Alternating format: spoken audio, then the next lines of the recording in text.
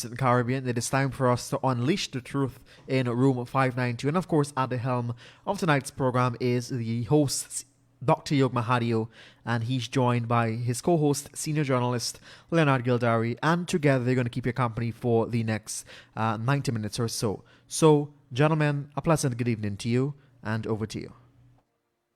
Good evening to you, Mr. Joshua Van Slightman, and good evening to all of the Kaieteur Radio technical crew operating there to ensure that all of Kaieteur Radio's programming continue to happen, notwithstanding us being in our individual homes. And ladies and gentlemen, wherever you're joining us from, welcome to room 592, where we unleash the truth.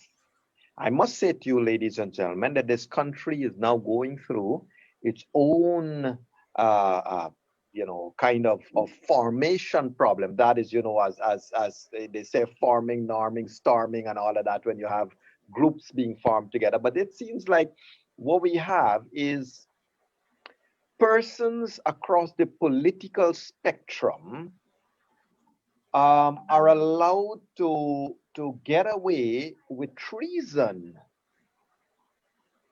as long as it meets some people's political desires. Today and yesterday, we have seen Mr. Claremont Mingo being made of a hero. All of a sudden, ladies and gentlemen, it has struck me strange that Mr. Claremont Mingo is a hero to guess who? To APNO AFC. The politicians are all out there, APNO AFC politicians are all out there to welcome him, to raise him upon their shoulders, to have him being made to be somebody other than who we know Mingo to be, a crook and a thief of the 2020 elections. So we are going to have a discussion about this later on tonight, and in a couple of minutes, we will be joined by the Minister of Health, Dr. Frank Anthony, because we want to talk a little bit about COVID-19. Ladies and gentlemen from all across the country, the political situation is getting to be dire. It's getting to be a strange case of raising hysteria among people at a time when we're under some severe COVID-19 constraints. We have seen that as of today, the government of Guyana has issued new COVID-19 regulations effective 1st of September to the 30th of September. And mind you, this now brings the curfew hours from 6 p.m. So we have to be careful. It's not 7 p.m. anymore. It is not 9 p.m. anymore. It is 6 p.m. The government is going to try to do what it can do to bring things under certain control. And ladies and gentlemen, talking about that, I want to remind you and let you know that COVID strikes everyone, regardless of race, regardless of religion, regardless of culture and creed. COVID strikes everyone. In fact, I myself am wondering and thankful to God that I am able to have my co-host with me tonight. Mr. Leonard Gildarie has tested positive for coronavirus disease. Now, I must say, because as most of you who know Leonard and I, we have to do this. It's just a habit. I have to do this. To say that Leonard is probably just pretending to be sick so that he could have the warm tea and have the pillows around him and have everybody try to baby him a little bit. But seriously, on a serious note, Josh, can you please let our minister in? But on a serious note, ladies and gentlemen, Mr. Leonard Gildarie has tested positive for coronavirus disease. Leonard, how are you feeling tonight, my friend? Well, after I got the news, I got a call from across the river. I tested in person about 2 Wednesdays back, and I got a call from across the river. I think one of the doctors there. I'm not sure how that happened, but he says he was positive. And they walked me through the step. They were very helpful, very respectful, and I think they took some information. And so, a couple hours after that, of course, I was a little thrown off. Nobody wants to hear information like that. But a couple hours after that, the pressure went up a little. I said, oh my goodness. I guess it's a little stress because nobody wants to hear that. You and I have been talking about this since March. So obviously this is not good news. It is going to throw me out of the entire scenario for a couple of weeks. But of course, it keeps you away from your family, and it's real. It's very much here. So I'm contemplating all these things, and today I had a call in with a couple of people, or people who've been with us day in, day out, that, let us take this thing. We have to step it up in terms of our message that we get across to the entire country. We have to pull out all the stops to which to deal with this situation, this pandemic.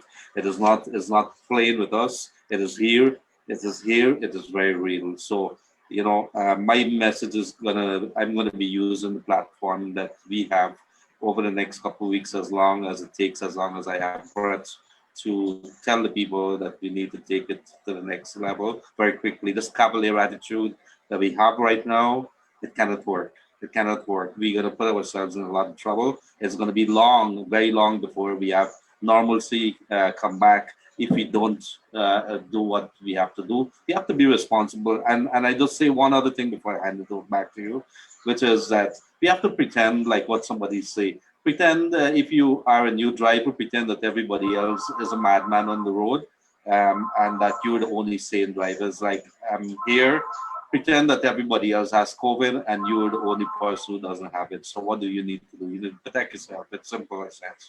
Over to you. Yeah, thank you. And June Griffith, if you have nothing to say, my dear sister, may go in peace. God bless you. We have no space here on our programs. We do not belittle anyone, and yet politicians, all politicians are welcome to talk their talk here. We have an open platform. And if you are having your desire to be racist, take your racism elsewhere. Leonard, I have been shocked and sorry to hear of you having come down with that COVID-19 disease. And I must say to you, sir, my question number one, have you written your will? Sorry, I'm not going to ask you that question. Well, Leonard, but Leonard, I must put some What? laughter in your life. I'm your brother after all. But on the serious note, Leonard, Absolutely. what are Without what are laughter, some of the we can be out of life. yeah, what are some of the things you are doing presently? What lifestyle change you have had to make immediately? Oh, okay. That's a very good question. The kids can come around me. I can tell you that. They are sequestered in their room. So right away, there's some hardship that is right there. The second thing is, and I really miss hugging my kids. I like doing that. My little girl. The second thing is that I'm headed towards the medication, a little thing that we have there. I'm ensuring that if I miss out maybe the Menade or something that I would have missed out. I wasn't missing out on the vitamin C, but the one Menade and a couple of the others. I'm ensuring I religiously take those medications there. And of course, tonight is I never really like bush tea and things like that, but fever grass and a couple And of things. what Religiously, is of your course, I'd have what to is your start taking that, temperature and I like? think What is your temperature like? it's okay. It is okay. I don't have a temperature. Meaning it is normal. I think I go like about the sorry something or so. I'd have to check it back. I'm not sure, So but I so don't have a so temperature. I don't feel a so temperature. Leonard, But I did tell might you. you yeah, sorry, Leonard, might you think that you're one of the asymptomatic types that you don't exhibit the signs and symptoms of COVID, but because of the test, you have it? Yeah, you could say that, except that I was feeling some effects which they say might be consistent with this situation here, which is in the initial stage, like about 2 weeks back, after we would have learned that somebody, a minister that was tested positive, and we were at the cultural center too. And so a couple of our people who were interviewing them went and they got tested, and they waited. two persons would have tested positive at our workplace. Those are reporters. I at that point in time would have started getting some headaches, which is not normal things. After a little while, my body was aching in and out. But other than that, there was no coughing, there's no vomiting, no diarrhea. I had some chills initially at those. As of now, I could say that I'm fine, except the pressure went up a little today after hearing that news, and that was about it. But I'm fine, you. But to answer your Okay. question, I would say for the normal man and from what we would have been hearing, I'm okay. Okay, great. And maybe that's the better side of it, knowing that you are okay and that your body you seem to have the body type where it doesn't display itself as it would on other people. Leonard, in terms of the kids though and the family, it must be hard, isn't it? Well, I tell you, for me personally, like I told you, I really miss. I'm a the hands-on kind of person. I like hugging my kids, and we always have this kind of wrestling thing. And so if they find it hard. My little kid, my little girl is watching me. I'm really sorry, I can't come next to you. She understands because we've been talking to them. That you should expect this. Even when I done the initial test in the first thing, the time a couple weeks back, 2 Wednesdays back, we had started to stay away. And even before that, when I come home in the night, since the thing started back up from months back, I was taking off my clothes Right. literally outside of the home before I enter. Everything is on. This entire thing has taught us a lot of lesson. Like it's a whole lifestyle change. I don't think even if COVID is gone, I think my entire way of life that I have approaching, I think it's going to be different. Mm-hmm. Mm-hmm. Thank you for that. And ladies and gentlemen, while we await the ministers joining us, Health Minister Dr. Frank Anthony, joining us to give us an update on COVID-19, I want to let you know that at 8 p.m. we'll also be joined by Freddie Kissoon to discuss what's been happening on the political front. We do know that the COVID-19 disease has basically seemed to be overtaking Guyana. The numbers are spiraling, spiraling, spiraling. We have some questions for Dr. Anthony tonight, and what measures the government are going to have in place. First of all, what are those numbers and things like that. But I just want to share with you all that people like Mr. Leonard Gildarie and yours truly, I have been out there sharing out hampers, doing all kinds of things with people. We have been, I must say, by and large, we have always been with masks, we have always been with gloves, we have always been taking all the precautions that we think we can take. So far, unfortunately, Leonard Gildarie, his tests have come out positive of having the coronavirus disease. Len, all I can tell you is I'm getting some itchy eyes. I don't know where that has come from, but Yeah, I've you gotten look a some little funny itchy there, my eyes, and brother. But yeah, no, yeah, I yeah. am always a very positive soul, so you're gonna be all right. So But the I, numbers I'm are not wondering. looking I'm right though. wondering. Yeah, I'm wondering if talking to you here, you're doing something across this camera to me. But ladies and gentlemen, I want you to know that for this show, Mr. Leonard Gildardi is not even in studio. He is being taken advantage of. He is isolated in self-isolation at his home. Nobody comes near to him. He is in his room, and he has set up his camera there, and we are connected to him by Zoom at his home there, as we will be connecting to Dr. Anthony at his office. And I am also at my private place where we are all separate by distances yet connected to get our work done, because we want to ensure that we keep everybody informed what's going on. But Leonard, have tell me something. You Now that you know you are positive, COVID-19 positive, has anybody from the authorities asked you contact tracing questions? Who have you come in contact with? Where have you come in contact with people? Well, initially, and this is a worrying thing. It's a very good question, Neil. Initially, when I would have done that testing, they would have asked, "How did I get? Did I come in contact with somebody?" Well, the only thing I could have think of was the fact that I was at the cultural center that particular day, and I got a little worried with when I heard that a couple of ministers were tested because I know the ministers were there. Of course, those were the questions. So I remember Jerry Gabaya's name came up, and I said, I can remember Jerry Gabaya in the building, and of course, our good dear foreign minister was also there, tested positive. So I'm not sure. I could remember coming out of Culture Center in a hurry because I was a little uncomfortable with the crowd, and I headed out to there pretty quickly as soon as the inauguration was over of Dr. Irfan I headed out of there pretty quickly. But to come back to your question with regards to contact tracing, those were initially asked of me there. I think they are a little overwhelmed right now. The questions that were asked today by the doctors who called in, the doctor that called in for me was, who was in the home and how are you isolating yourself, and we're going to call you back.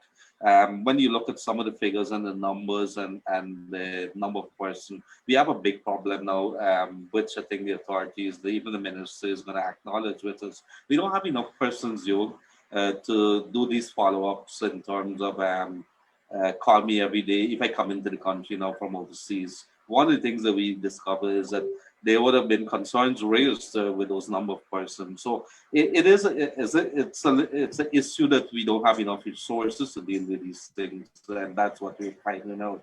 And I think the new government is also going to tell you. I see the ministers here. Good evening, minister. So I think they would have come in that situation where they're trying to get a handle on it at the moment. But I'm a little worried, that we're a little under-resourced at the moment. Yes. But Leonard, I find it strange, and Minister, welcome. And I don't know if you know, Minister, because at least as Minister, not all the tests would go through you. The tests go through the authorities that they have to at this time. But Leonard Gildarie, stay far away from him. He has been tested positive. Jokes aside, though, Leonard Gildarie has been tested positive, Minister, and I was just questioning him as to what were the protocols and whether he has started any to list the numbers of persons he might have come in contact with. But Leonard, what I found strange is that you would have alluded to the function at the cultural center.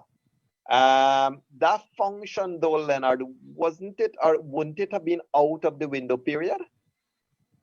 I don't understand the question. Out of which window period? The window period within which you would show, if that was the source of you being infected, you might have shown the symptoms before today, which is 3 weeks or so after. Well, I don't know. Note, let me welcome Minister. And Minister, please feel free to jump right into this discussion because I don't want to put Leonard more on the spot. But Minister, you can start by telling us what might be the normal incubation, if that's the right word, within which people start to show signs and symptoms. But in Leonard's case, he has not shown any symptoms. He just felt feverish a little bit. He did the test, and the test has now come back positive. Yeah, well, the way that this disease operates, we have noticed that there are a number of persons before they get symptoms are actually infectious. So maybe 4 to 5 days, sometimes before someone actually gets symptoms, they're actually infectious. And that really is a dangerous thing because persons might not know they have it. They're what you call pre-symptomatics. And because they don't know, and if they're not taking the precautions, they can easily spread to other people. And then you have another category of persons who are totally asymptomatic. And they also would be infectious and they can easily spread the disease. So these two categories of people, both asymptomatics and pre-symptomatics, are what you call the super spreaders because unknowingly and unwittingly, they're spreading the disease to others. Yeah. But Minister, the question then is, if this, let's just tag on to that date, Leonard, of August 8th, and today is August 31st. Would that still be a date that might have been the source of something like this? Or would too much of time pass between then to now, Minister? I don't think that might be the source, but again, The way this thing works is that at some point, if you come into contact with an exposed person or a person who has tested positive or one of these asymptomatics or pre-symptomatics, you can then become infected. And, that's what happens, right? So that's really the challenge. Right. Gotcha. It's hard to So, say Minister, when thank and you how. once again for joining us. Yeah. Right. Yeah. Thank you once again for joining us. And I'm going to hand over to you to give us an update in your words, what's happening. And to start the ball rolling, I want to acknowledge that we have seen and we have shared publicly the new measures that you would have signed off on that has been gazetted. That is the COVID-19 restrictions for 1st to 30th of September that now reduces the curfew even further. So over to you, Minister, to talk us through what might have been some of the more emerging issues that you want to share with the nation. Well, there are quite a number of things that we've been trying to do.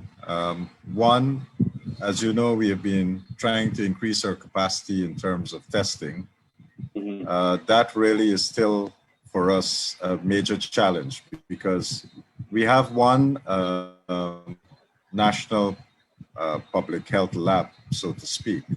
And we are now trying to increase the capacity there. The last time I was here, I was telling you that we were probably doing maybe about 60 tests or so. These are the PCR tests. We have increased that substantially, so now we are able to do close to 300 when we do 3 shifts. Prior to that, we were only doing 1 shift, and therefore we were very limited in how much samples we could have processed. We still need to increase further, and that is why we are in the process of sourcing one of the automated machines that can reduce the processing time. So Cabinet has agreed, they have provided the financing. We have reached out to the company and we are in the process of procuring that machine to reduce the processing time. And hopefully once we get that, we'll be able to process more samples. I think one of the major concerns that people have is this whole issue with the backlog that we are having. And I think that stems from a couple of reasons. Prior to all the cabinet members getting tested, there were a lot of stigma, I think, that was attached to people getting tested. And not a lot of people wanted to come forward to be tested because of that stigma. So with people seeing cabinet members being tested and so forth, it probably helped to alleviate maybe some of the fears that they might have had. And then the second thing that happened was that in terms of when you get tested and if you tested positive, there was only one recourse really. And that was that at some point, the team would have come and taken you into an institution where you would have been isolated. We have changed that somewhat, and we have been working 2 systems in terms of the isolation. Self-isolation and institutional isolation. And again, I think that has contributed to alleviating some of the fears, because I know when you only had the option of institutional isolation, there were people who had all the typical signs and symptoms of COVID, but refused to get tested because they were fearful that if they get tested and they were positive, they would have been taken away. So I think these factors have helped to drive the increase in testing. And as we increase testing, we are seeing more positives. And that really is why you're seeing so many cases popping up now. So that's one thing. Right. And we need to get better at testing. Right now, we have a backlog of samples. We have about 1,800 samples in a backlog. Today, we have been able to send off 500 of those samples to CARFA, who has kindly agreed to assist us. So that is going to help us to clear some of the backlog. But every day, when we clear off maybe at 250, we get back 300 samples, right? Wow. So we are in that constant kind of, you know, we're almost stable in terms of having these numbers. Now, we have been looking as an interim measure until we get the new PCR machine in to look at not only CARFA, but other laboratories in the region to see whether we can send them samples and whether they'll be able to process that. So we have been investigating a number of options, and hopefully once we are able to tie up those arrangements, we would in the interim send some of those samples overseas to be processed. Right. So that's with testing. I mean, we are making a lot of efforts to try to increase that capacity, but these are our realistic challenges, you know, and we really are trying to figure out solutions of how to deal with them. Correct. Apart And Minister, from that, I guess, go on. No, you ask your question and maybe I'll let you. Yeah, I was going to ask you, when you send the samples overseas for testing, I guess the bottleneck there is to get the carrier, well, to get an airline. But do you wait for a physical return of a result, or is the result transmitted to you electronically? Electronically. So once we get the samples out and they're able to process it, they'll then send back those results to us electronically. And CARFA has a very good lab. They have been the regional laboratory facilities. So they have all the expertise there. And from time to time, we also would consult with them on issues that we might be having locally. So they're pretty good. And in some cases, we also send our samples there for because you want to make sure that what you're doing here is also validated. So we would normally send samples to CARFA as another way of validating that what we're doing here. Perfect. That is good, Minister. In terms of the numbers and the way they're rising. Sorry, you have been breaking up.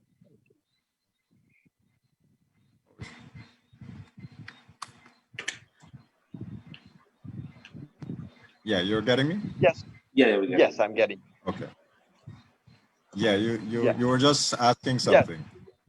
Yeah, I was asking you the following. With regards to numbers and the way they have come, based on some numbers we saw last week, we were at, I think, one of every 4 persons tested was positive. If one was, would that be a fair assessment of a geographic sample rather than the direct sampling, that direct testing you have done? Can we say, or is it too premature to say that maybe 1 of every 4 Guyanese is at risk at this moment? The test results are showing, approximately that. But the test results, because again, we are not doing enough testing. Because the demand for testing, if we go out, I mean, the 1 in 4 would depend on the denominator. But in a way, that denominator is constrained because while we have opened it up, we are seeing more people who would have displayed signs and symptoms. We have seen more hospitalized patients. We have seen persons who believe that they were somehow exposed coming forward. So even in that denominator, it's kind of a restricted group of people, so to speak, because the average person who don't feel they have the signs and symptoms are not really coming forward. So we are actually operating with a group that feel they're at a higher risk of COVID. And maybe that 1 in 4 might not reflect the actual reality. Now, if we are able to do more widespread testing, then that denominator would be larger and you would have a larger pool of persons who would be negative. And so that positivity number that people have been talking about would come down significantly, right? But nevertheless, it is a good it is an indication of what is happening. This also varies by region because there are regions where we'll see increase in cases, and there are regions that would not have so many cases. But again, as we expand testing, we will see that type of picture changing.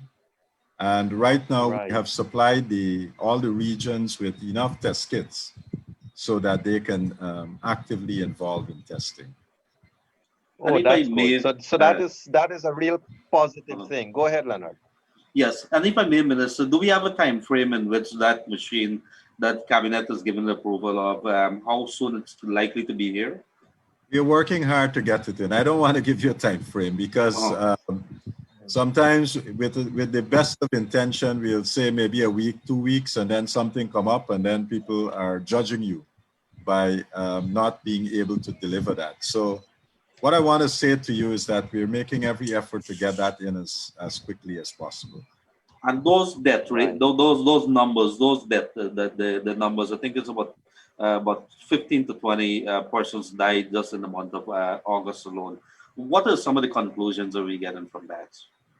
A couple of things. One, and something that we need to understand. About 80% of the persons who would have tested positive would have maybe no symptoms or very mild symptoms. They do not require hospitalization, right? And then you have maybe about 20% of those persons, or the remaining 20%, what we'll term maybe severe cases.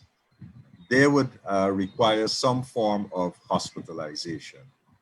And of them, maybe 4 to 5% who are going to be critical patients would require ICU care, right? And those who would be in the ICU, they have a higher risk of,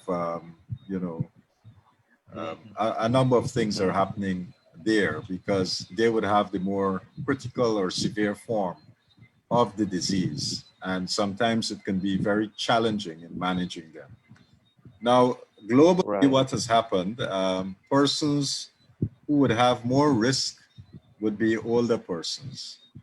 And our mortality profile is showing that quite a number of older persons, when they get COVID-19, would have that type of risk. So we are seeing that here too in Guyana. And then we have a number of persons who would have passed away, also had other comorbidities, other conditions. So that too has been a challenge. And then, as with elsewhere too, we have seen younger patients, relatively young patients. And explaining those deaths are a little bit more difficult because in many cases, they would have been relatively healthy people. But one of the things that we know is that the immune system of some persons can react adversely to this virus, something that in the medical jargon, they talk about the cytokine storm and so forth. And when you have those types of adverse reaction, sometimes those persons would have a more difficult time recovering from the disease, right? And maybe that might be an explanation for some of the younger person who we really thought might have recovered. But the profile of deaths that we're seeing in the hospital does not differ from what is happening globally, right? But that profile is similar to what we're experiencing here in Guyana. I have one more question for you before I hand over to my good host. Minister, somebody called me and they said that one of the other hospitals or one of the private hospitals offering blood tests. Are blood tests an acceptable form or something that could be depended on for COVID-19? The gold standard for testing for COVID-19 is the PCR test. As far as I'm aware, that is being offered by the government at the national, well, we can swab at different places, but eventually it's processed by the National Public Health Reference Lab, right? So we have different sites where we are taking in these samples. And that is the sample where we put the thing down your nose and swab you, right? Mhm. So there's also Eureka that I think is offering it in the private sector. I'm not sure if any other hospital is actually offering that type of test, right? What? So what you have, there's some other places that are offering something called a rapid test. Now, rapid tests generally in 15 to 20 minutes, you can get a result. There are two types of rapid tests.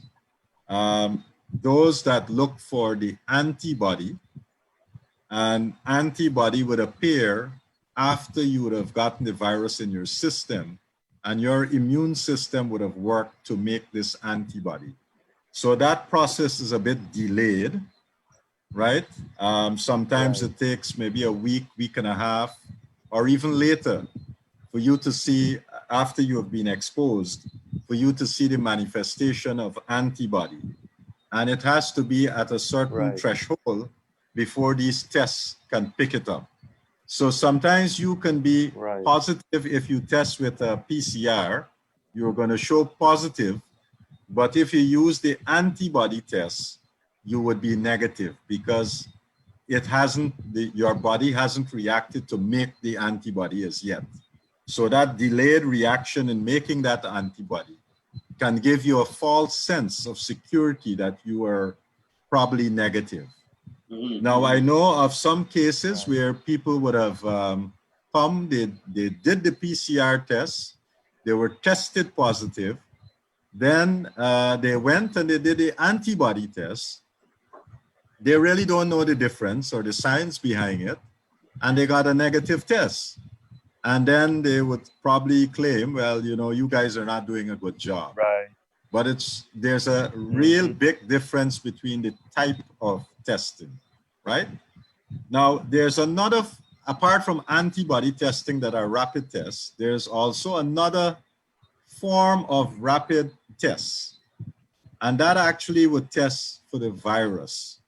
And some of these systems are called point of care systems. Some of them maybe take 20 minutes, 45 minutes. And there's a special machine that would be able to do that. I don't know how much of that we have in Guyana. I saw this afternoon that one institution in the private sector said they're offering that. I haven't been able to get the kinds of information to basically say whether, you know, that is meeting the kinds of standards that we would like. I don't know as of this moment. Right? So for me to give you a proper answer to that part of it, I would need to get some more details. So I don't want to venture an answer without having the information at my disposal. No, it's exactly the same reason why I asked you that, because people were complaining that they tested positive and then they went and they did the other test and they tested negative. So I'm glad that you really ventured into that. And maybe before handing over to Yog, sorry with that, Yog, are we contemplating at this point in time maybe some other measures, including a total lockdown? Well, as you know, the new order would become effective from midnight, well, tonight, and then it goes until until the end of September. We will monitor and see what goes on. As you know, the basic thing with this disease, it is one that happens because of person-to-person transmission. And if people stay away from each other, then the virus can't jump from one person to the other. It's as simple as that. And the measures that we have put in place is to try to reduce person-to-person interaction. That's the logic behind all of this. It defeats the logic, however, when people ignore everything in there, because look, at the end of the day, it comes back to people taking on responsibility. We can't have a policeman everywhere to try to tell people to do the right thing, right? So the logic really is to limit interaction. And we recognize that maybe persons were feeling that, they can go about and be as if everything is normal. If we do that, we are going to encourage the spread of the disease, because in a lot of cases, we don't know who got it and who don't, Right. right? Correct. And if you're not abiding by the rules, then you're going to be part of the whole thing of spreading it. We are Right. hopeful that since we have gone back from gone to 6 p.m. to 6 a.m., that we will reduce some of this interaction. A lot of people, and you would know this because, we allow takeout food, right? But people go to these places where food are sold and they're all congregated there, no social distancing. Right. Some people even want to go inside the restaurant to eat. Now, we know that transmission can be increased if you are in indoor environments. If you are in crowded indoor environments, it's worse, right? So the logic here, we're trying to get people to understand the logic behind how this thing is spread, and hopefully by educating the public that we can help to reduce spread, because this really is really about people's behavior. And if everybody do the right thing, then I think we can make a big difference. Correct. So, Minister, I know you got to go. You have a very tight schedule. Just a couple short questions for you, if you don't mind, sir. Sure. The COVID task force, as it were, is there an overarching COVID task force for the country that is not just health, but across the spectrum? And who is the head of that COVID task force? The Prime Minister is the head of that. And Prime Minister. Yeah, we have, as we had said before, we have a number of persons on that. Myself, Dr. Ramsamy. We have a representative from the private sector, and we have PAHO. Dr. Adikro is there. We have the representative from the UN, Mikiko, and we also have a representative from CARICOM. So we have that blend, that mix. Great. And so that's the and would you be able to say, would you be able to say whether the task force is contemplating any fiscal relief, or that should be left to the PM? So under the task force, what we have a health component that does the health response. And then we have another component that is looking at the socioeconomic side of things. Right? That subcommittee, if you like, has been working and coming up with a number of measures. We have actually reviewed, because we have received submissions from the private sector, from the banking sector. A number of organizations have actually submitted very good proposals to us. And we have been able to pull some of that together. And we are working on some strategies of what is possible and what we can do. The president spoke about the $4.5 billion. Some of that money would be utilized to bring some relief measures. And we are also in negotiations with the World Bank, with the IDB, with some other financial institutions to get some financing to put some of the measures in place. So it's a work in progress, and we are really pushing to see how we can bring relief. Understood. Because as you're aware, a lot of people out there are also are under some real severe financial constraints. People are unable to pay their banks, their mortgages, and stuff are becoming due. They're now working. And while 3 months ago the bank said, well, you could defer your payments for 3 months, well, those 3 months are now up. Whether the central bank is relooking at rates, whether rents and mortgages can be looked at, we're certainly hoping that, and Leonard, maybe it is something that we can reach out to the head of the task force to see whether we can get some questions. Minister, some more COVID-related questions, just 3 more I have for you. One understands what you say. A lot of us, we try to follow. The comorbidity issue is telling, and it really impacts the mortality rate. But in terms of the mortality rate, Guyana, given the numbers we would have seen, we're almost at 3%. Isn't that a little bit high compared to other countries?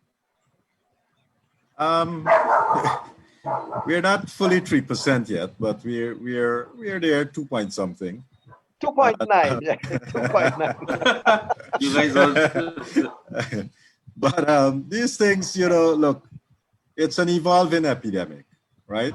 And sometimes, some weeks it would go up, some weeks it would be less.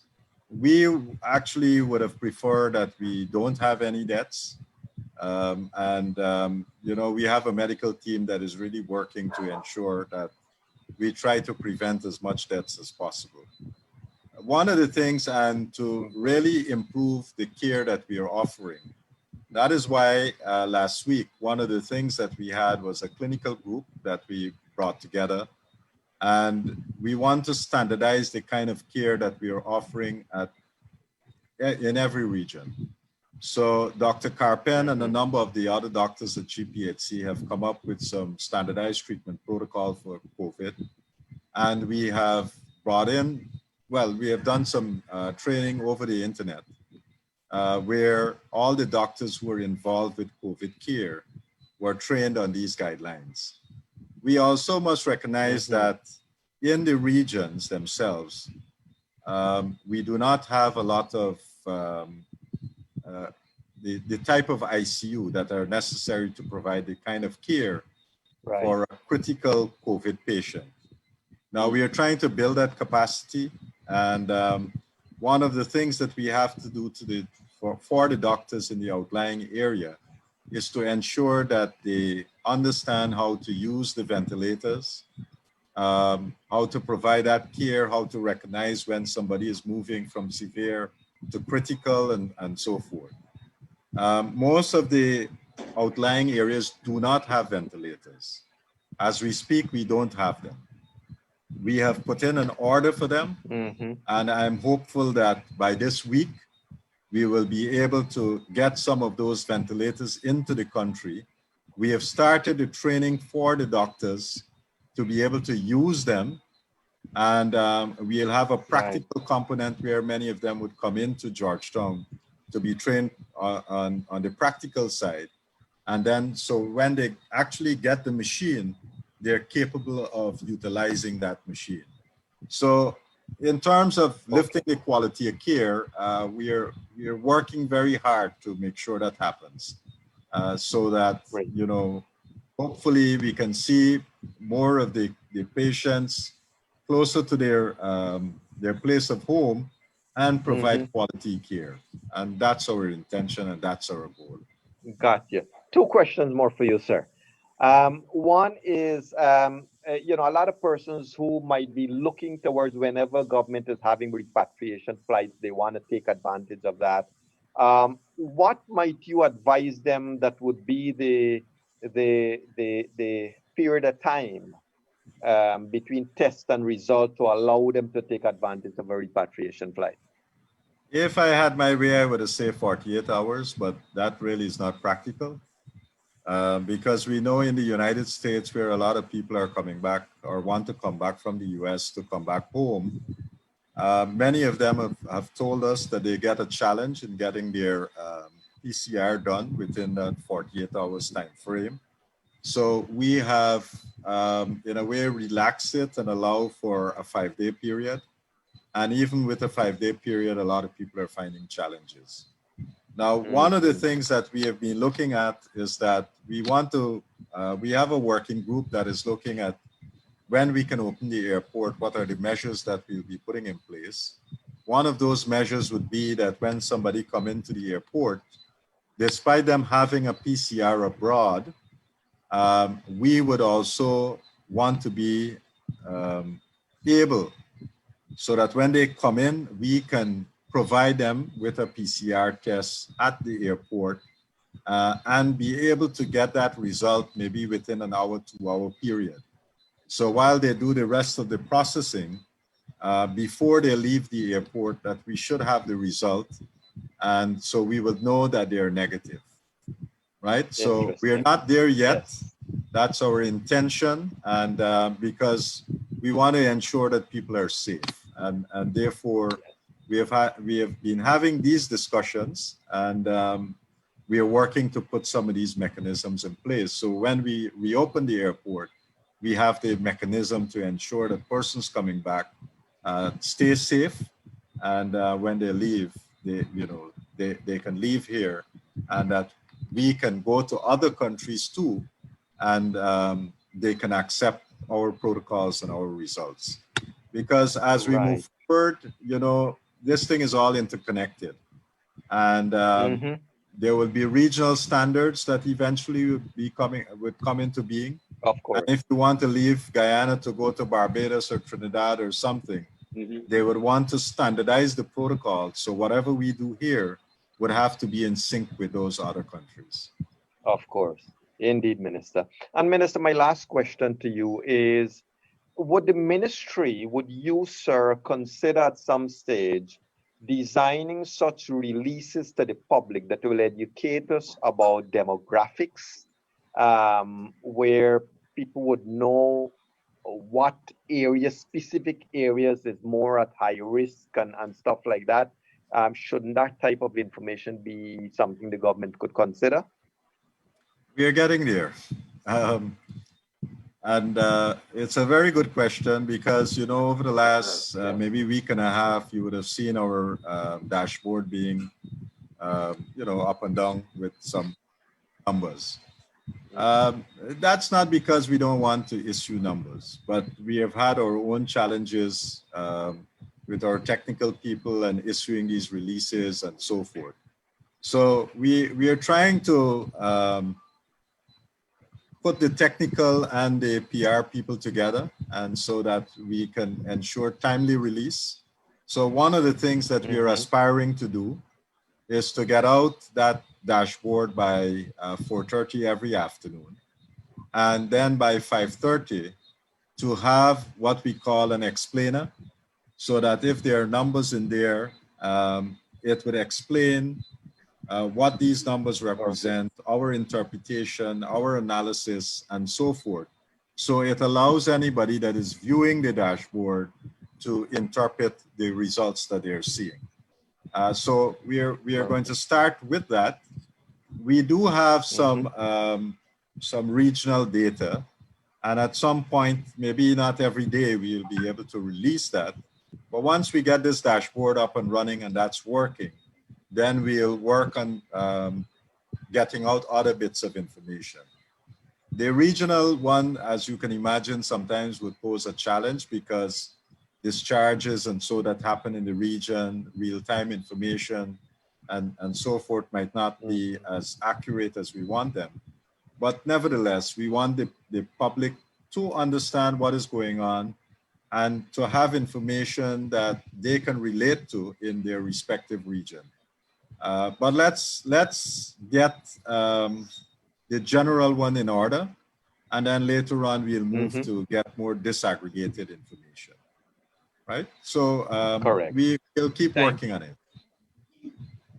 Thank you, Minister. Thank you so much for the update, and on behalf of the entire Guyanese public, we express our appreciation to you for bringing us this update, sir. And keep up the good work, you and your team. And from Room 592 to your entire team there, CMO, yourself, your family included, and all the doctors, especially on the front of this terrible disease. Our regards and respect to you, sir. Hats off, kudos, and great job. Well done, sir. Thank you very much for having me, and we look forward for you helping us to educate the public. I think that's the biggest job that we need right now, because I think with good education, we'll get better compliance, and I think that is absolutely important. So thank you for having me. Absolutely.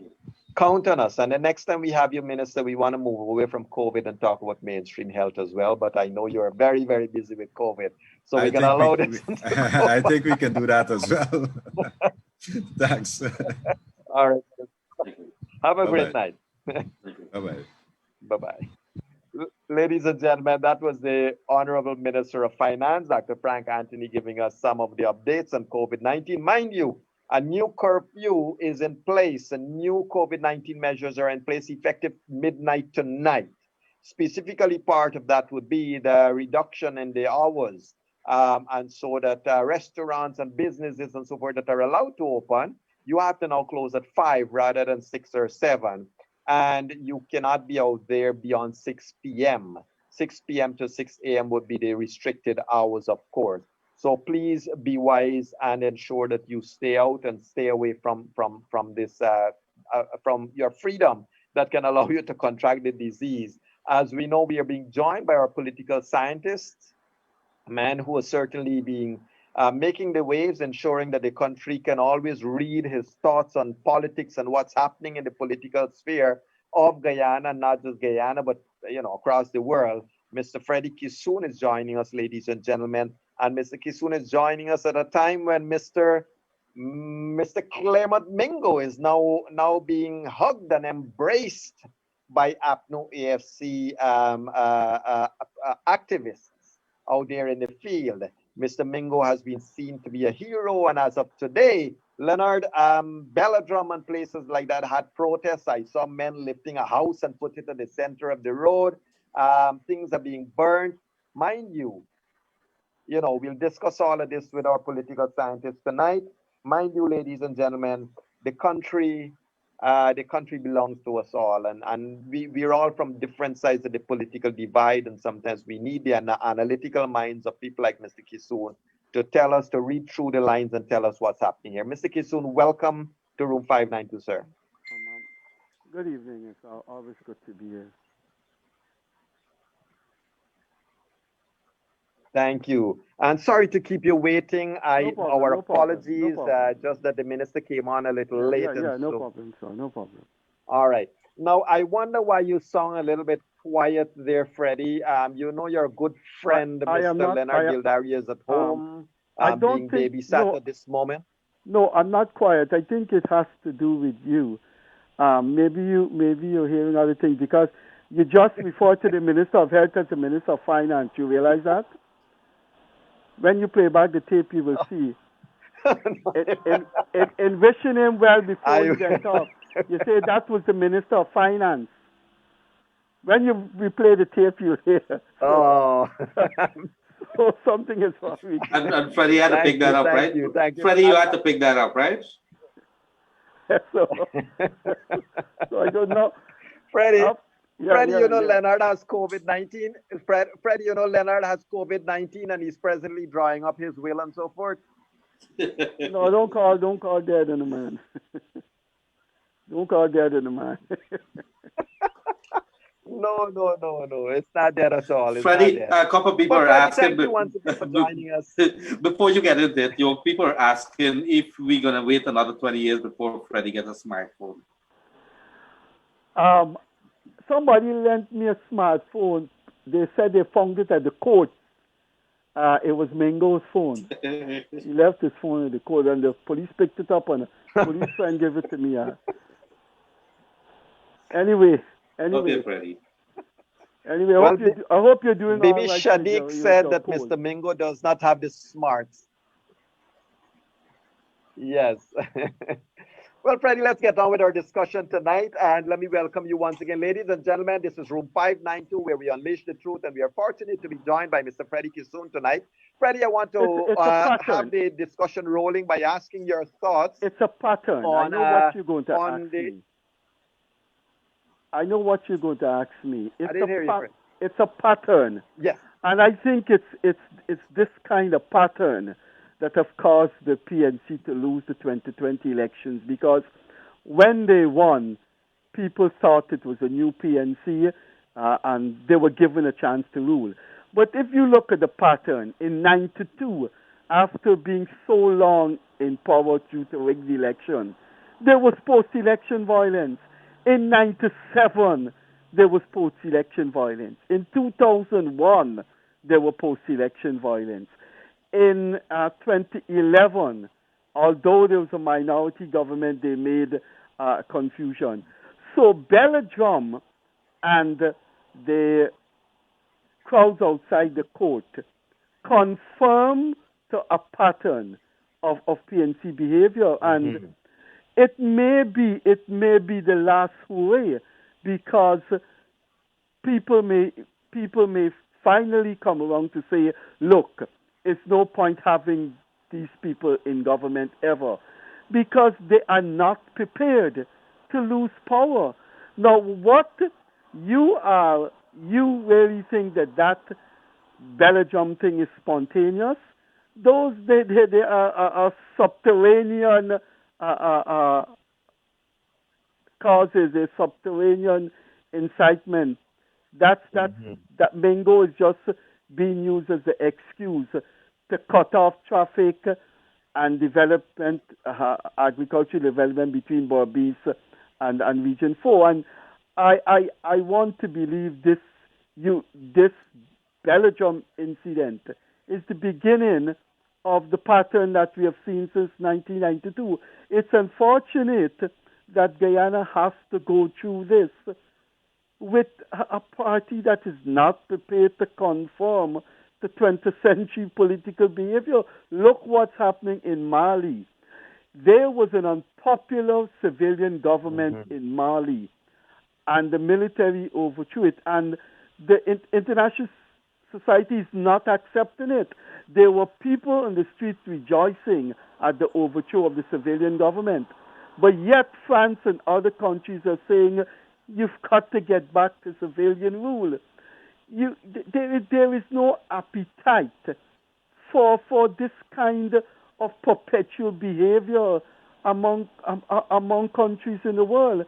And what the PNC is doing is just atavistically reverting to the only biology and physiology and anatomy it knows. That is, if it can get its way, it's going to drag Guyana down. Look, there were undercurrents going on in those 5 months that have not been made public. There was a cabal, 2 of them in the AFC, well, you could probably say 3, and a cabal in the PNC. And these were the pronouncements made. I am quoting, we ain't giving up power, let they bring sanctions. We ain't bringing. So they were prepared to say, look, let the country implode. And I want to believe Belgium is the beginning of an extension of that mentality that we saw in the 5-month ordeal. Where it's going to end, I don't know. It will depend on the kind of support we get from the society and we get from international society. But I believe the government should be decisive. You can't lose an election and you want to create these kinds of things. But where are the voices that speaks against racism of African Guyanese, racism against African Guyanese? When you're telling people to come out in the hundreds, they're shouting at each other, they're coughing, you are criminally responsible for the spread of COVID-19. Now, I didn't get what Frank Anthony said because I came on late. I got one part which I will deal with just now, but I don't know if he said in the interview that per capita we are very, very high among the countries in the world. For example, we had 42 deaths, which I think is around the same or a little bit more in Australia. But Australia has 30 million people. Now, you do the per capita calculation. Guyana is probably 2 or 3 on the list. So when you could have a country that is about number 4 or 5 with afflictions from COVID-19, and these people can have the picketers, you saw those picketers in Belgium, they had no mask on. Very, very few. They were shouting. You can see saliva and other sweat were circulating in the environment. How could anyone who believes Black Lives Matter to tolerate that nonsense? So the High Court this morning and in Belgium, you courting people's destruction Your own supporters' destruction. Now, the one thing All right. I think we have to stand firm in this country is that if you allow Belgium to succeed, then nobody can be charged for no wrongdoing. They want That's the thing. they want That's the Mingo to thing. be You are released. so right. You are so right, Freddie. Yeah. Freddie, on that note, though, let me ask you this. So I don't know, is he already? No, I guess tomorrow we would know. Joe Harmon, the presumptive What did you uh, say? opposition leader, the presumptive opposition leader, he actually made a public call for mass gathering. Now, let us just say if the PPP government were to develop whatever they have to develop and go and arrest this man, they would then be, it's a vicious circle you would create. But is Mr. Joe Harmon's call then not a threat to public security? And if you allow that threat to go unanswered and unchallenged by the police, isn't something wrong with the picture as well, Freddie? Well, something is wrong with that. But at the end of the day, a ruler, a leader, a government has to go on the chessboard and look at strategic moves. Now, in the politics of war, maybe even in war itself, you have to look at the advantages and disadvantages of your enemies. What advantage they have, what disadvantage. If you know the intention of your enemy is to do A, B, C, D, you should not give them the leeway to do that. I believe the PNC and a group in the AFC has decided that they are going to give the government headaches. They're going to give. They're not going to allow them to run the country smoothly. Surely the government's intelligence should have picked that up. So Belgium has nothing to do with Mingo. The call for people to come out in the High Court in a large numbers have nothing to do with the election petition. These are what you call testing ground, testing the waters. For them, for the PNC and the AFC, it was successful because traffic was not flowing freely yesterday and this morning and up to this afternoon. Because although you could pass Belgium, you couldn't pass Myconi. So they're testing the water. If you go and arrest Harmon, you may get a scenario, a reenactment of Robert Corbyn, who said that, he was in front of the office of the president and he said the police broke his leg and it was in plaster of Paris. And what happened then? Georgetown, a Garou building was burned down in Regent Street. You have to understand where the PNC is coming from. You have to understand the nature of the PNC. Now they have the AFC on them. Remember, the well-to-do middle-class woman, Kaieteur, was at the court this morning.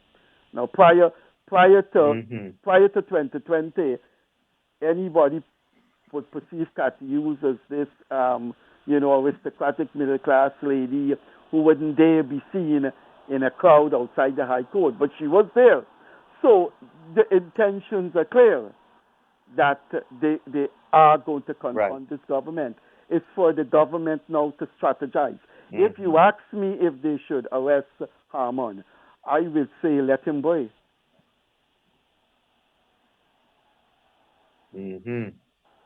So, but Freddie, you mentioned the crowd in front of the courts now. What's the logic in Freddie Kissoon's mind that would see Kaieteur and all of the politicians go now to embrace Mingo when these were the politicians that were singing fraud is fraud And David Granger said, we do not interfere with GCOM. GCOM is independent. Why are they then embracing Mingo? GCOM is independent. They have to tell people, you see, one of the reasons why the PNC, the AFC, went into overdrive and self-destruct is they carried the rigging for too long. So with the passage of every month and with each strategy falling on its face, they had to come up with a concatenation of explanations to their supporters. Because in the first week, there was one explanation. In the second week, there was another explanation until it climaxed at Artachon Convention Center with bundles of things missing, etc. So from March, they keep changing the tune. They keep changing the sermon. They keep changing the refrain. So it has now reached the point of diminishing return. They lost power. But since they told over 200,000 people who voted for them that they didn't lose power, they have to keep telling them that they haven't lost. And so the embrace of Mingo is just another example of we didn't lose. They are using Mingo to crucify us. It will, by the time the election petition is heard, it's more comical output will be generated. It has to be the most pathetic nonsense in the history of jurisprudence in the modern world, not in the 21st century, that you could file a petition to say that an election was fraudulent, and you have done two things. You are telling the defendant that the defendant must prove that it is rigged. You are the plaintiff. You have to prove that it is rigged. These people have issued a statement saying the PPP will have to prove that it was rigged. Commonsensical approach to jurisprudence will tell you when you sue, you have to tell the court, he called me a thief at the airport in Barbados and there were people there, and you bring your witness. The second thing they have done, and this is where these people are making Guyana look so stupid, when that court case reached to the CCJ, you are going to tell those learned judges that no, we didn't think it was relevant to produce our statements of polls. Do you know from the time the voting finishes, the most crucial part of the election after 6 o'clock is the statement of poll? You can't have a result without the statement of poll. The statement of poll is the conclusion and the definitiveness of the voting process in a particular building. So if it's at Xanadu School and 10 parties contesting, that document tells you what happened in Xanadu School in terms of who won and who lost. These people have filed an election petition and are saying that they will not produce their statement of poll. What they have been doing the past 5 months, which is unfortunate, and they're so stupid they can't see it. They are leading the jurists in Guyana to embarrass themselves, and the jurists are saying, we are not going to embarrass ourselves. It happened over and over the past 5 months. They asked Justice Bassington Reynolds and Gregory Don Barnes to discount, for want of a better word, the recount, that the recount is illegal. CARICOM can order recount, GCOM recount. The two judges said the recount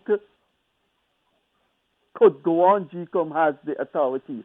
Then they came up with the last one, and all three appeal court judges said that the recount is valid. So they're going to go to court now, and whoever is that judge, argue an election petition. And when the other side, which is the defendants, the PPP and the government, say, well, could you please produce your statements of poll, and you will see that everything was right in Myconi, Mahaika, everything was signed off. They're going to tell that judge, no, we haven't got them. What? This is really, really self-destruction. It really is. But Freddie, let me ask you this. I don't think that the filing of this elections petition is aimed at a definitive outcome. They don't want to see the end of the case, and they're not interested. Whatever the courts are going to do will be deemed to them, oh, well, the PPP is controlling the judiciary. It will always go down like that. Every question that is being made upon their elections petition is so. It is they're throwing it all at all the walls, whatever sticks, and they're gonna. I feel this is just a PR stunt. It's just to appease their supporters to continue to accept their lie that the election was rigged, and nothing will change that, and no declaration by a judge will change that. What are your thoughts? But that is unconscionable, and that is sadistic. You cannot keep people on that kind of suspense. That case is going to take months. You cannot do that to people who love you and stood by you the past 70 years. There are 200,000 people who went out there and voted for them. They have to level with those people. And the only way they could level with those people is by telling them where they fell down. That is the people themselves, that the people should have shown more sympathy for them. There should have been a larger turnout, etc. Because, quite frankly, they got a smaller turnout than they had hoped for, and I think they have themselves to blame. If you look at the way they treated teachers, the university students, they took some money away from soldiers, some money soldiers, a bonus soldiers used to get. So they should level with people. You cannot be so sadistically using your supporters like that. You know, in fairness to the PPP, for the past 5 years, the PPP initially didn't give up power, about 2-3 days after they did. And they never went on a regime of denouncing their successor, saying that they're in power because they rigged. They finished with that, and what Jagdeo did, and Nigel Hughes give him credit for that on a program. What the PPP did is say, listen, we are going to relentlessly expose the shortcomings of this government and to show the people of Guyana that they are worse than us. And they set about doing that. And every egregious, depraved, malignant mistake the APNU-AFC made, the PPP just pounced on it and were using it to beat them with. Now, as I'm speaking to you here, I don't know where to begin because there was so much mistakes. What came into my mind right away was the marijuana bill. That you have 200 youths languishing in jail for a little smoke, and you wouldn't amend that law. And the Kaieteur gave a press conference and said, we will vote if it comes to Parliament, we will vote for the amendment. Now, these are things that the PPP did for the 5 years. These are the things that the PNC has to do. Call it George, as we say in common parlance, and start to work to get your support back. But I feel something dangerous is at work here. I believe the PPP is going to be a very recalcitrant organization and very violence-prone organization in the years to come, because I really cannot see through any kind of permutation or any kind of configuration how they could win in 2025. No, I can't see that. That the PPP and the other opposition parties just have to disappear. and therefore there's no election, only one party contesting, and they will be acclaimed the winner. I can't see that. So they are just in a mischief mood, and that is going to continue. Mm-hmm. Is it a PVP or the coalition? What are you talking about? Pardon me? I'm very confused. You said that PVP not going to be around in 2025? Pardon me? What was that? Is it a PVP that you're talking about, Freddie, or you're talking about the coalition? But I was making the point that the PNC is going to be in mischief mood because they know they're not going to win in 2025. So for the next couple of years, they're just going to taunt and harass the government. And Freddie, I want to ask you directly. This morning, I saw something surprised me a little. That is the presence of former President David Granger in front when they would have filed that petition, that elections petition. Were you surprised that he's there after taking into consideration that his party, senior officials within his party or supporters would have given him a hiding or would have really attacked his leadership qualities? Were you surprised that he was there after his concession when it would have been Comrade Ramjitan who would have admitted that they were not conformed with regards to that concession? No, I'm not surprised. I'm not surprised that he was there. There is a big fight going on, and I think there are efforts being made to topple him. It's not going to be easy, but they are serious fissures inside the PNC. Now, for them to topple him, they have to do that through the orthodox route. They have to demand the overdue biennial Congress, and they have to put on the agenda leadership challenge. So he's going to make more and more appearances because I guess that is what Harmon and Amna Ali and them are advising him. So the fact that he's out there, he is raising his profile for when the big fight comes. But I do believe we are going to witness, as the weeks and months unfold, some serious confrontations within the PNC. And although he's been made an employee of the state, Carl Greenwich is saying that he's not finished with the PNC. He's been around a long time, and he's quite willing to stay. So that statement alone tells you that he is not staying out. And he and Granger don't get along. I don't even think they're on speaking terms. So Granger will finally do what he has not done before. Find himself among the ordinary people. Of course, it's too little too late. Right. Is And Granger on in that danger? note, Leonard, I don't know if you saw it, Leonard, and if Freddie, you saw it. I think the clerk of the National Assembly might have issued Yes, I know about something to talk about the dual citizenship. Yeah. Yes. Any comments is this the first time that is happening, and that the clerk would ask persons to comment or to assure the parliament that they are not dual citizens? Well, it's the first time it's happening, and it's happening because the opposition leader may be a dual citizen.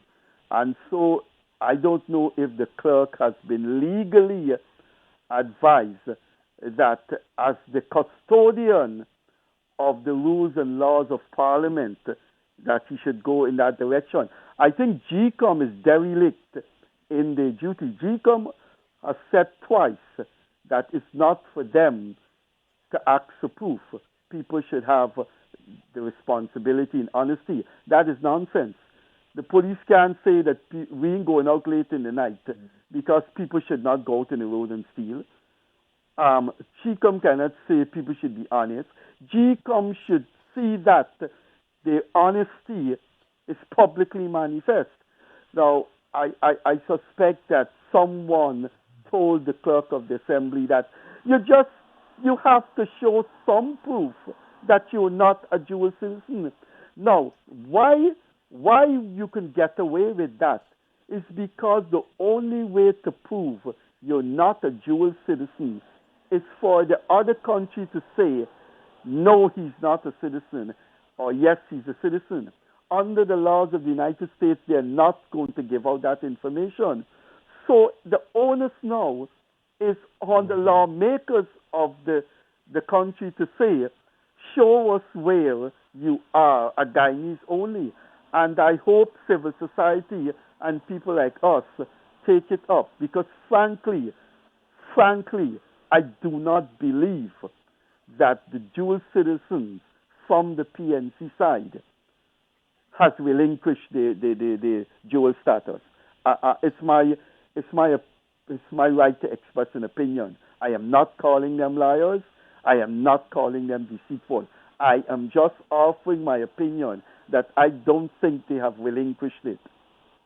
If they're going to sue for that, I would like them to sue, because then they have to go into court and show where they have relinquished it. Now, one of the ways we can get them to prove that they've relinquished the thing is for us to call them all kinds of names and let them sue. And once they sue, then they have to show the court that we libel them, that they gave up their citizenship. In that case, we will have the proof. Correct. Who's going to bail the cats? Correct. But Gildarie, why don't you call? Well, it's an interesting time ahead. Why don't you call Harmon a liar and let him sue you? And then you will have to go in court and produce his relinquishing of his American citizenship. You want to do it? You want to call him a liar? Knowing that I don't have a lot of assets like you, I understand you have a very nice house. I'm going to call you a liar. Well, Leonard, let me speak up there. It is exactly, you don't have anything to lose then. That is why he Let's see. You know, Guyana used to say all kinds of things and get libel. That's because Guyana had nothing in his life. So you couldn't sue him and win anything. Only the salt bag that... Well, let's see how that goes. Right. Freddie is a liar, so you can take me to court, man. Let's put it to this. Freddie, thank you. We are getting to the top of our hour. I have one last question for you, Freddie. In terms of the Mingo and Lowenfield cases coming forward, as the ladies and gentlemen of public would know, that the DPP and so forth, they are going to seek prosecutors who could well fit the roles that can take these cases to its conclusion. What does Freddie Kissoon see as the conclusion of the Mingo case, for example, and the Lowenfield case? It's going to take a long time because they're going to have incessant postponement. But I believe the government, and I think civil society and the Guyanese population should be serious. I've lived through rigged elections. And I think Mr. Burnham, now I want to put this as neat as possible so I wouldn't get into any trouble, because I know Burnham was demonic and I know the 1985 election was terribly rigged. But what I saw in this election, it was an insult to your dignity. Now that is where Burnham was smarter, much smarter than these misfits we have here. Burnham did things and then he said, but I was doing it for that reason. For example, he escorted the ballot boxes and he said, I was protecting the ballot boxes from PPP people who were driving behind the vehicles to seize the ballot boxes. That is why I had to pick them up and store them at Queen's College. He gave explanations. These people for 5 months rigged an election and was not given an explanation and was not trying to hide it. Now you have to understand Burnham and them. Burnham tried to hide the rigging, and Burnham succeeded in hiding the rigging, but we know that he was rigging it. They didn't try to hide the rigging, and that is why the international society was so incensed, because people say to themselves, I am an international diplomat. I have represented my government throughout the world. You cannot treat me like this. I mean, lie to me behind my back when I go home and say that the election was free and fair. But don't rig the thing in front of me. And they were doing that in front of former prime ministers. They were doing that in front of top diplomats, people who served in the UN, diplomats who represented superpowers in the capitals of the world. These people took personal objection to what was happening in front of them. For that reason, I think for that reason, the Mingo's case should go to its logical climax, and there is proof and evidence of his fraud, and he should be convicted.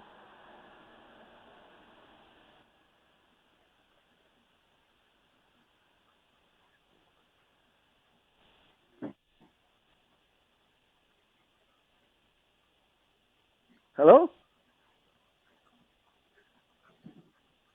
Yeah, I think we lost Yog there. Sorry. Yog, you there? I'm back. So, Freddie, sorry. Thank you for taking the time out to be here with us tonight, Freddie. We are looking forward to continuous discussion with you, because one of the things we didn't get to do tonight, Freddie, was to discuss some of the appointments, like the minister of, the new CEO of GWI, and some of these guys. But can I just get in something quickly that I heard Frank Anthony said? Yes. He said the police can't be everywhere for when these people are violating. But the police are all everywhere. The traffic cops are everywhere. And they're everywhere harassing people for smoking a joint. So all you have to do is sit down and smoke all you have to do is sit down and smoke a joint by KFC, and you can see the police come in. So how come the police can't see when people are violating COVID-19 restrictions? Point taken. Freddie, thank you so much. We are out of time. My co-host, Mr. Leonard Gildarie, thank you so much. And ladies and gentlemen, we'll be back on Wednesday evening, as you know, this time with no other than Mr. Anil Nandlal, Attorney General and Minister of Legal Affairs, will be with us on Wednesday evening to discuss some of the legal ramifications of what's happening in Guyana. And we'll certainly pose this question to him from Freddie on Wednesday evening. Ladies and gentlemen, on Wednesday evening also, we'll be joined by Dr. Duki to talk to us about some of the things that's happening in that realm.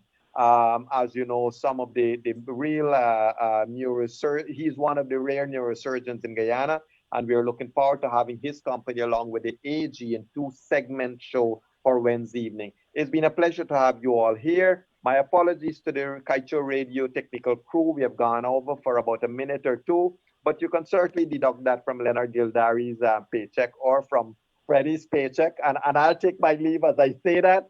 Freddie, thank you. Leonard, thank you. Ladies and gentlemen, it's been great to have you. Stay blessed wherever you are. Do a prayer for this beautiful country of ours. It is still the best place on this planet. God bless Guyana, and God bless each and every one of you.